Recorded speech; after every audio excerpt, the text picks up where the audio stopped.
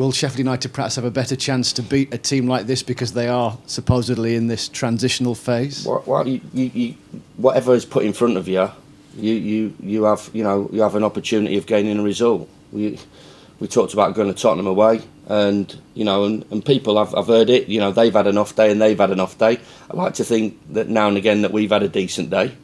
I thought we had a decent day against the European champions, where we pushed them tight, and they're in the form of a good period for them, European champions, and at the top of the Premier League, and obviously Pip last year. So we pushed them to the edge, and that's always been my attitude to anybody who comes to Bramall Lane and everybody we play.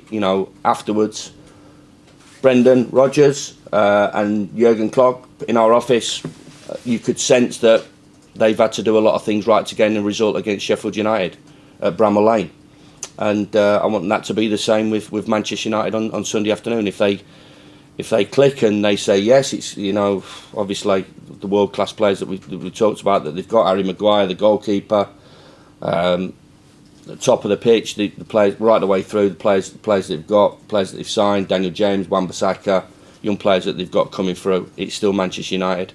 The money that they've spent, the players that they can attract. But we want to make sure we push them all away, and we're confident. We're not arrogant. We're an humble group. We know we're going to have to play well. We know we're going to have to work extremely hard, have a bounce of a ball in the game. But we're in good nick. We're enjoying life in the Premier League, and we want this to continue. And we don't want to take a backward step, and certainly don't want to take a backward step on Sunday afternoon. Do you have a pretty good relationship with Man United? Because Henderson's not the first player, he's the latest one, obviously, on Morrison, that you've had from over at Old Trafford. Yeah, we have. We took Joe Riley 2 or 3 years ago. Unfortunately, he had a couple of injuries. We felt as soon as we got into the Championship, we wanted to expand our relationships with the top clubs, with your Manchester United, your Man Cities, Liverpools, Evertons, Spurs, Chelsea, Arsenal, all those major top clubs. We felt it was a good place in the Championship for their young players to come and experience pressure, experience big crowds, experience a demand and an expectation on those players that they would have to deal with when they return to their parent clubs. And Manchester United was somebody that we talked about. We have a great relationship. Went over there and had a behind closed doors game with them about a couple of months ago.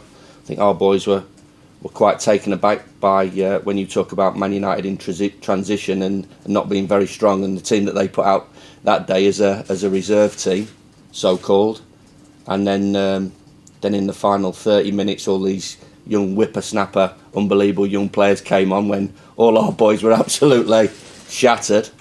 So yeah, the relationship's good. Wish Ollie all the best, and Michael Carrick and Mike Feely, a wealth of experience.